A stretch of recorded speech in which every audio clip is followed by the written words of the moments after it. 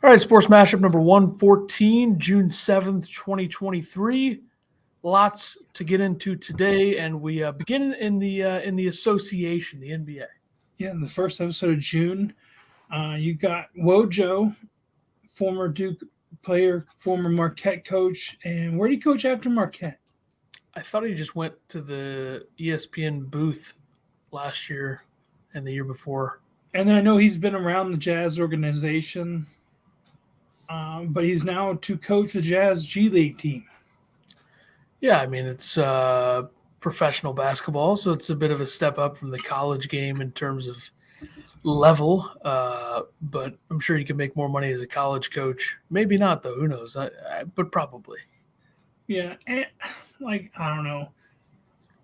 Marquette was a hard area to recruit to, especially when you had his running mate, Chris Collins, go to Northwestern. It's like they're not very far apart, and they're going to be both recruiting the Chicago area. Yeah, I don't know how much NIL has come into play, but Shaka Smart has really gotten some talent there.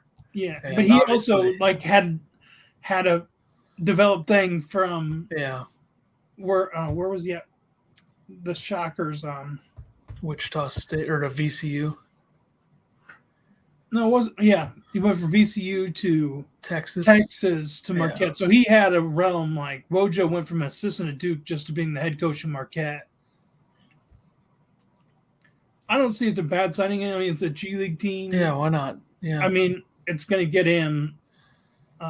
You're getting a very experienced coach. Yeah, and you're going to get some developed players, some kids that need help, which is what was trying to do in college anyway. So he's getting a mixture of both. Yeah. And then the Nets hiring Kevin Ollie as an assistant coach, former coach of UConn. Yeah, I think he would have gotten the Pistons job if Monty Williams didn't become available. Which, as you brought that up, Monty Williams signed to coach the Pistons on a record 6 year, $78.5 million deal. Yeah, I think that's probably a situation where Monty wanted to take a year off and the Pistons wanted him really bad. And they've got a lot of young talent. Yeah, number just kept going. And that's a perfect spot for him to be able to develop the younger guys. Because when he came into Phoenix, obviously there's a lot of youth there. Booker is still really young, and Ayton and Bridges and Cam Johnson. So it's a great spot for him because Cade Cunningham's a star. Jaden Ivey's good. Jalen Duren's good. They have a top 5 pick. I think they might have the 5th pick.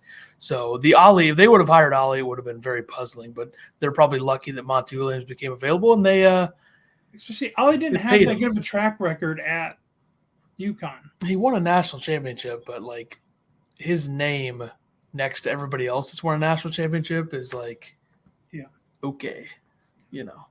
And then the Pelicans are hiring James Borrego as a new associate head coach. Yeah, I believe he was the Hornets head coach there for a year or two. So anytime you can bring on a former head coach as an associate or assistant coach, I think it's always a good mix. And then I guess before we get into your Suns stuff, you got teammates with 10 assists in an NBA Finals game. Jokic and Murray, Jordan and Pippen did it 3 times, and Magic and James Worthy did it twice. And then the unsung hero of the magnificent run so far for the Nuggets, they're saying, is Aaron Gordon, because he had their first matchup, he had to guard Cat, then he had to guard Durant, and then he had to guard LeBron, and now he's guarding Jimmy Butler. I also think his offensive game has looked a little bit better than I would have expected. Well, yeah, because he can make those sneaky backdoor cuts because everything gets focused on Jokic, and he's just another big guy Jokic could just lob it up if he wanted to. Yeah. Yeah, he's been big time. So now on to your a little Suns corner here. Suns news. News at the end here that just broke before we got on here, but the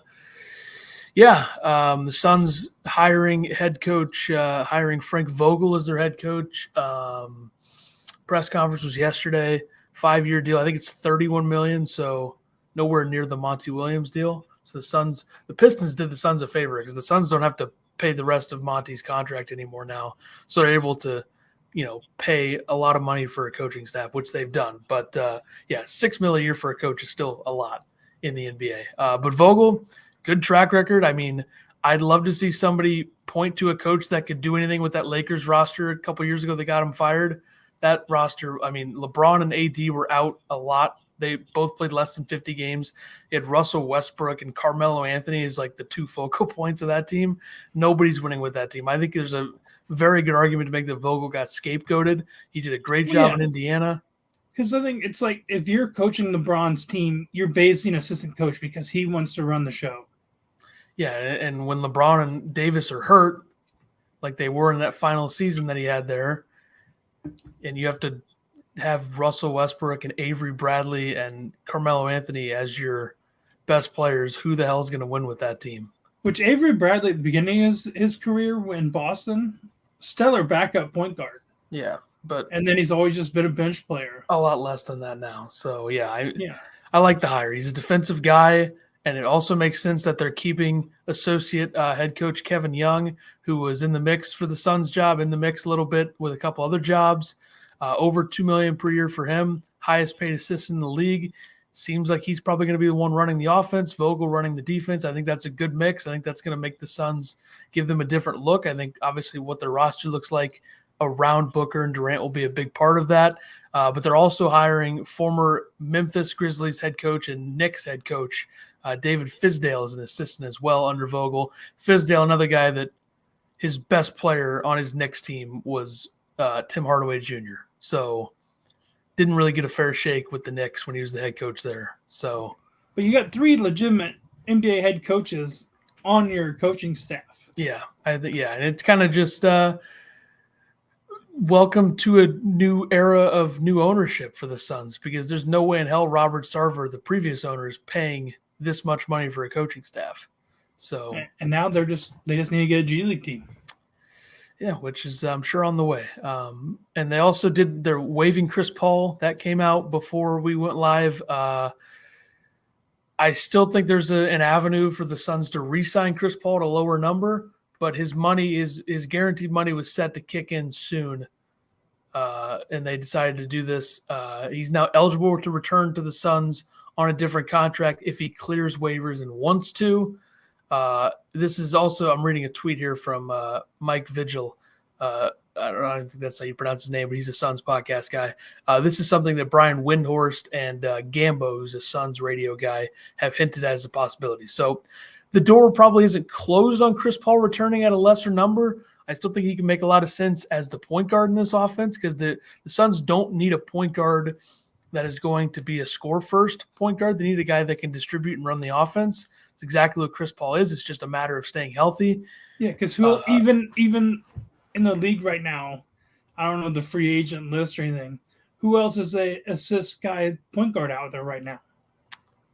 Yeah, I don't think there's very many options. I think one of your best options might be trading for Mike Conley, or if you're the Suns, which is a legitimate thing, because Conley, he can create offense. He doesn't mind passing the ball, and he's a hell of a defender.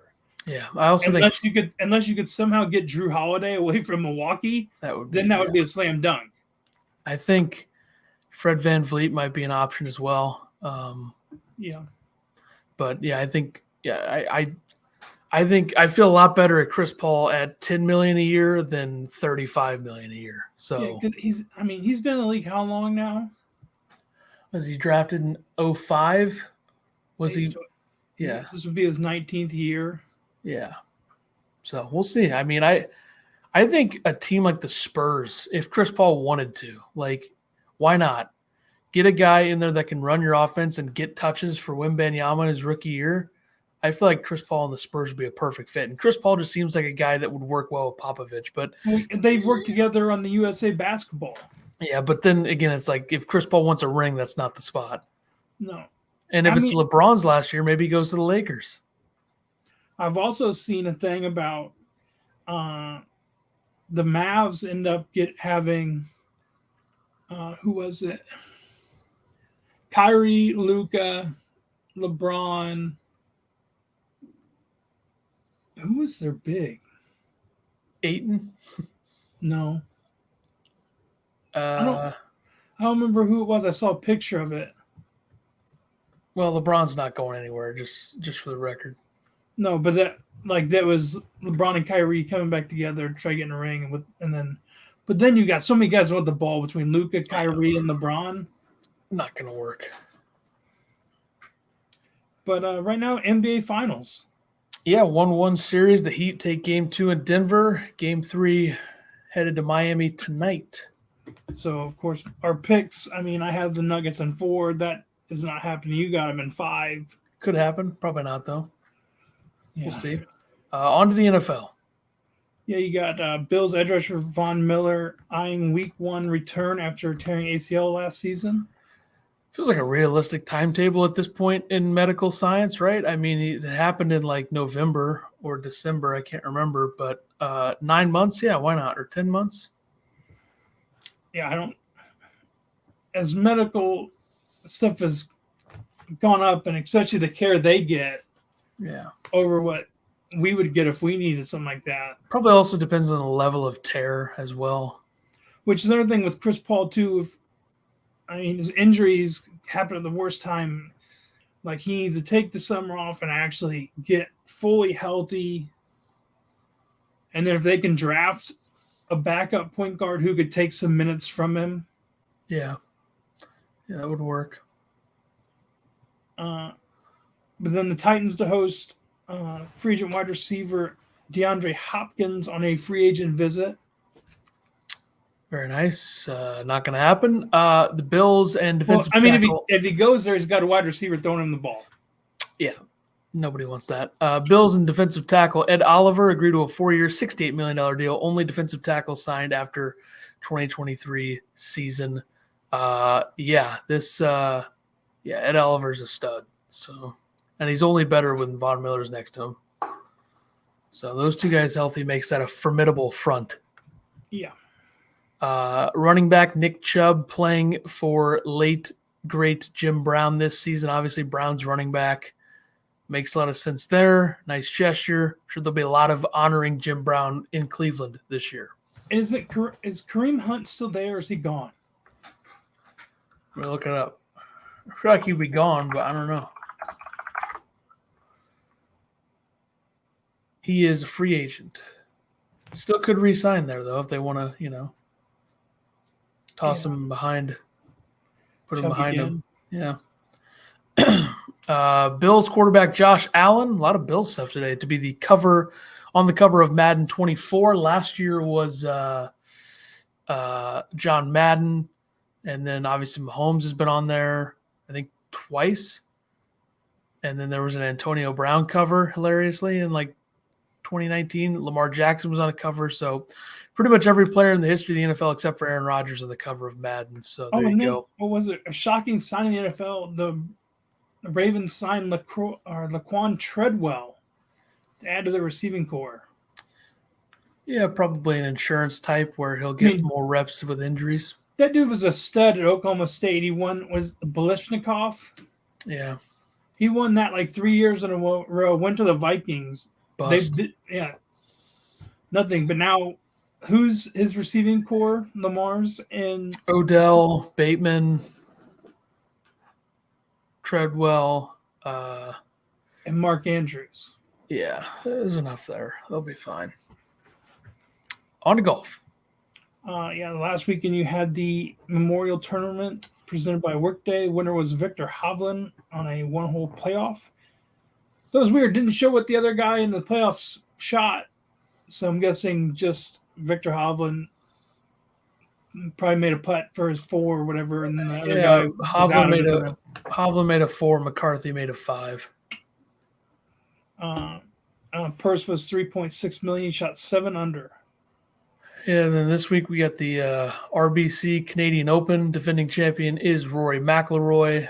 Oakdale Golf and Country Club in Toronto, Ontario. Obviously had maybe the most shocking news story. Speaking of Rory, he is not happy. Yeah, nor should he be. I don't think any people who stayed in the PGA should be happy about this, because especially the ones like Rory that like put themselves out there to defend the PGA. Well, the worst one too is Hideki, Yeah, Hideki would have gotten a lot of money and because he's Japanese superstar. Yeah, and he's sponsored by Srixon, who's an Asian company. He would have been up to like, he was offered like the same amount Tiger's money, so he missed out on probably like $100,000. Yeah. Or no. Yeah, no, $1 million. Yeah. This Tiger was offered 750,000, or I think Tiger was offered 750 million. Okay, so then Hideki was offered like 600 million or something. But with Srixon, he would have gotten close to 10 million. So the headline really is that the PGA Tour, the DP World Tour, and the PIF, which is the Public Investment Fund, which is Saudi-backed, LIV, the whole thing, unifying under one umbrella in what was a shocking news story. However, I will say the Department of Justice could shut this down. Like, I think that that's a possibility that the Department of Justice shuts this down, because part of this now would be where the PGA has not been a for-profit situation. No, and they're supposed to be a player-run thing, and the players weren't involved in this decision.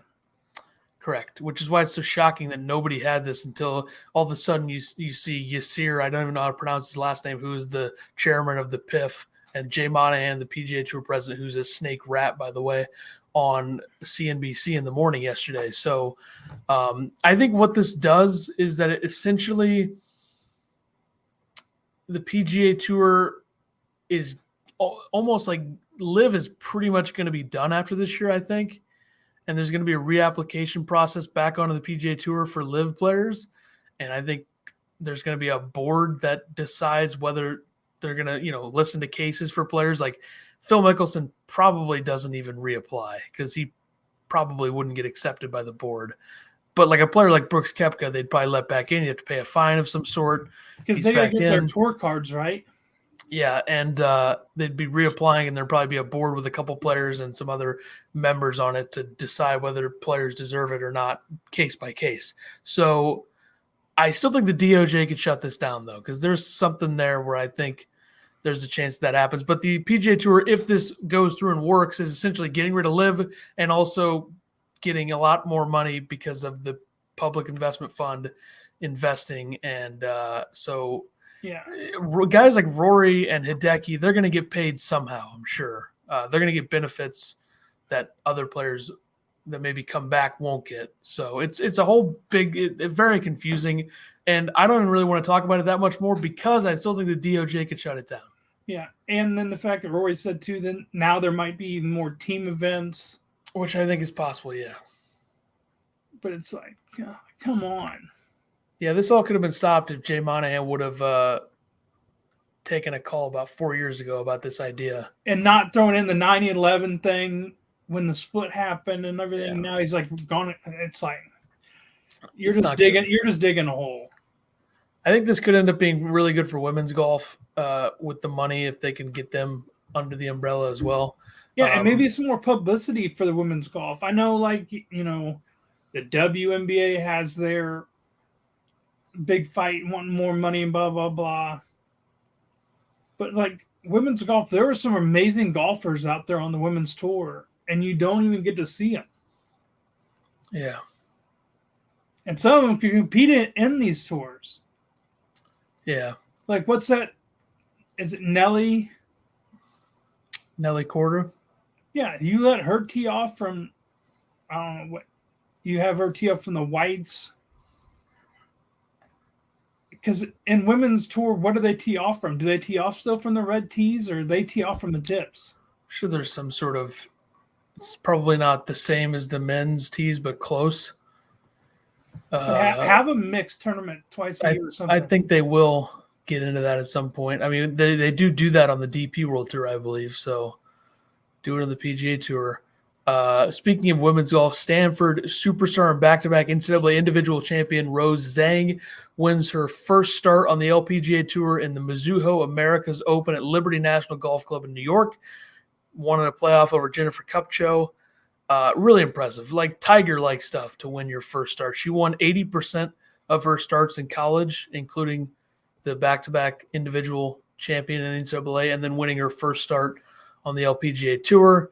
Set to be a huge part of the American team at the Solheim Cup this year in September, and will be a factor in the majors this year as well. I'm sure she has played in majors, but maybe not developed her game to the point of where it is now, since I think she played in last year's majors. But we'll see how she plays in the majors this year. And then I saw today there's a 13-year-old who's in the final qualifier for the U.S. Open. Yeah, I don't think he made it, but he was there.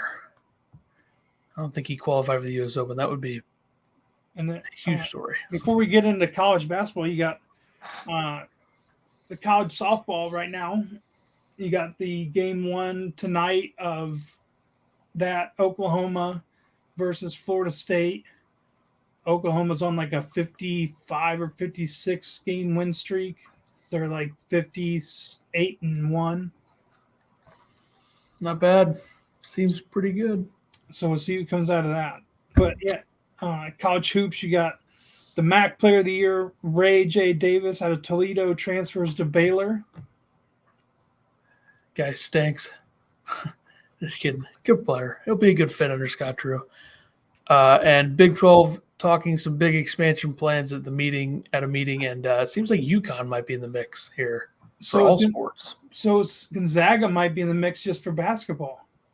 Yeah, I feel like we're getting a little insane if we have UConn, Gonzaga, Houston, Baylor, Kansas in the Big 12 in basketball.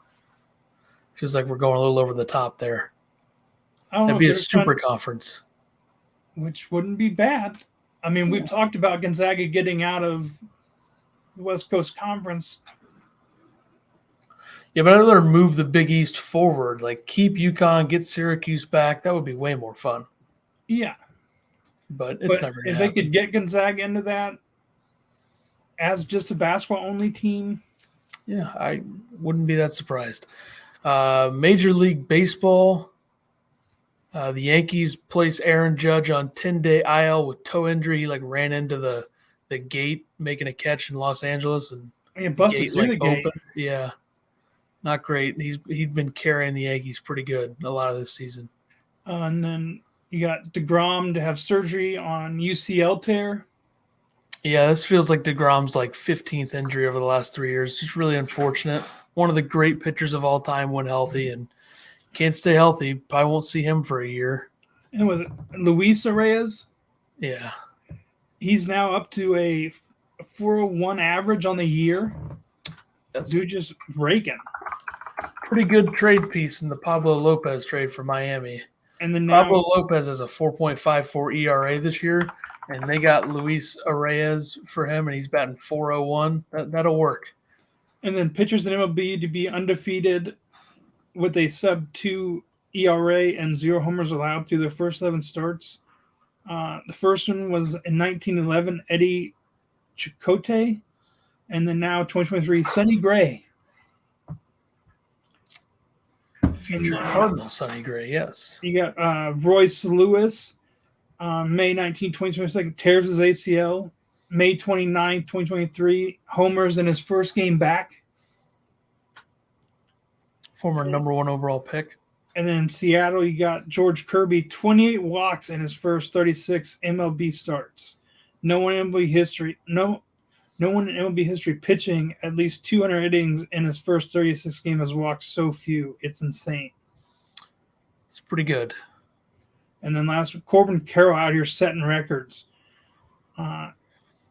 Is the first D-backs player ever with multiple games of 2 stolen bases and 1 homer in the same season.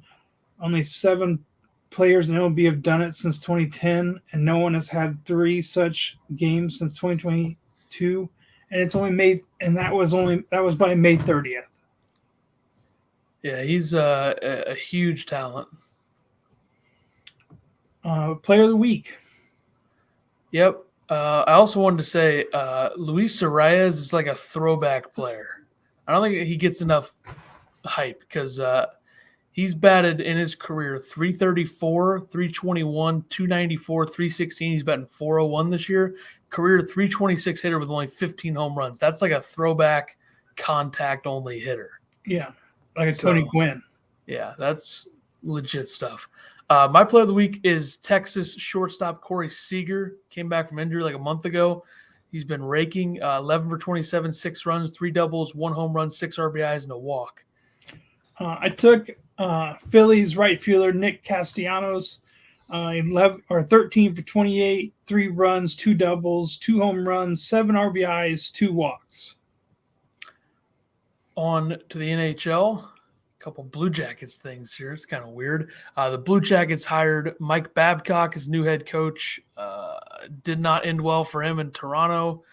Obviously had success in Detroit. I don't really understand a team with players like Johnny Gaudreau and Patrick Laine. Unless Babcock has changed a lot, I don't really see how this will work, but good luck, I guess. I don't know. They also acquired Flyers defenseman Ivan Provorov in a 3-team deal with the Flyers and LA Kings. So interesting trade there. The Flyers still said to be maybe shopping Carter Hart. We'll see if any team brings him in. Goaltender obviously was once thought of to be the next Carey Price. Probably not going to happen anymore, but maybe Montreal brings him in. He had a really good year last year. So was there another goalie that's like leaving the NHL to go? Yeah. Name escapes, but I will say that we need the trades to keep coming because I feel like the Stanley Cup Final might be a sweep, but maybe not. Yeah, and then Connor Bedard sweeps Canadian Hockey League awards. And now there's also controversies on what he said about the Blackhawks. What did he say? I just saw that there was – I didn't see what he said. It popped up on my feed, and I didn't read into it. Well, he's going to be the number 1 pick. He has the most hype of any prospect that we're ever going to see in McDavid territory. Patrick Kane has hip resurfacing surgery, out 4 to 6 months. I feel like whoever signs him is going to get him really cheap, and he's not going to be back until like the 2nd or 3rd month of the season. And then, this should have been said. Morant's luring from Adam Silver will be coming after the NBA Finals. I have a feeling he's going to get like a 40 half a season, 41 game. It's possible, very possible. We'll see. But the Stanley Cup Finals. Yeah, Vegas up 2-0 on Florida. Series shifts back to Florida tomorrow. And then our picks still stand. I had Vegas in 5. You had Vegas in 7. It's going to take a lot to get to 7, but we'll see. All right. Betting picks. I went 6-2 last week. 3-2 in Major League Baseball. 1-0 in the NBA. 2 in golf. I hit on Jordan Spieth, top 5. He finished T5, and Adam Schenk, top 40, finished T7. I went 8-1. I went 1-0 in the NBA, 4-1 in baseball, and then I hit on 3 golfers. On Scheffler, top 5, he finished 3rd. Top 10 had Hovland, who won, and then top 40 had Stefan Jaeger. He tied for 24th. Let's do MLB first this week. So now I'm 837 and 607. I didn't calculate my number, but it's less than that. Where'd you say you want to start at? MLB.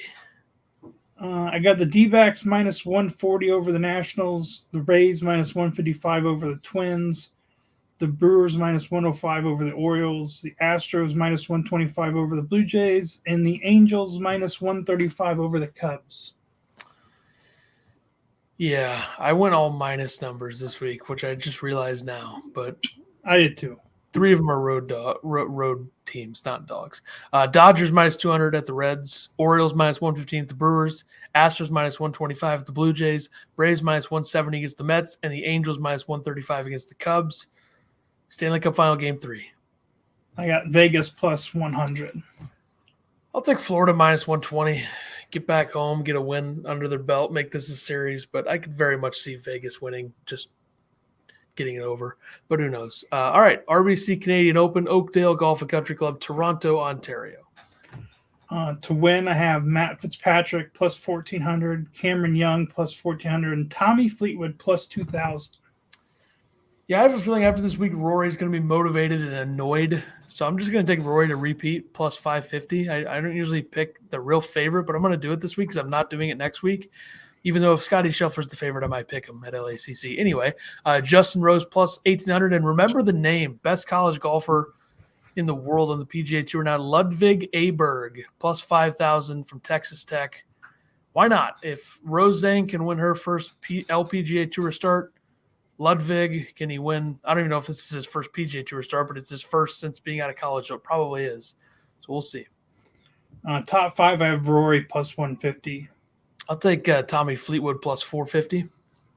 Top 10, I have Sahith Theegala at plus 280. I will take Keith Mitchell plus 360. Top 20, I have Maverick McNeely at plus 230. Thought about taking him. I'm going to take top 20 Nikolai Højgaard plus 240. And top 40 guy, I haven't heard his name in a while. I'm going to take Cameron Champ plus 140. I'll take David Lipsky plus 110. He played well last week, so I'll take him. And that'll do it for us. I mean, I had Ricky to win last week, and Ricky Fowler played well, but he bogeyed 17 and 18 on Saturday and Sunday.